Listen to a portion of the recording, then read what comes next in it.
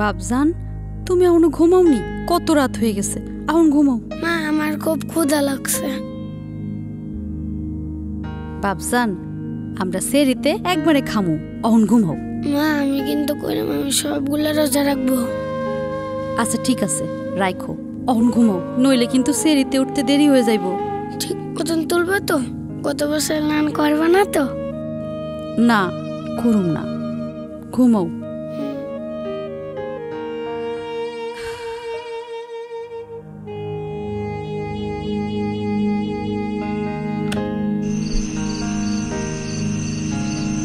সুপ্রিয় এলাকাবাসী, আসসালামু আলাইকুম। এখন বাজে রাত 4টা। আজকের সেহরির শেষ সময় 4টা বেজে 45 মিনিট।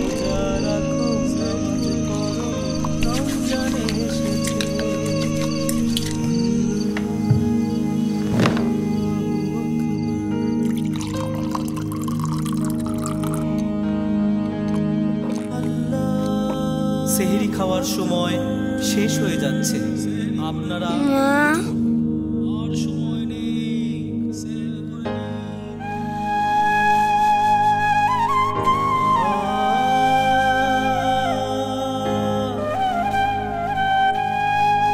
বাপজান, এদিকেও বউ। কি ব্যাপার বাবা, তুমি এত তাড়াতাড়ি উঠছো কেন? অহনো তো রাত আছে, তুমি যাও আর একটু ঘুমাও, আমি তোমার সময় হলে ডাইকা দিব। পানি খেয়ে রোজা রাখা যায় না?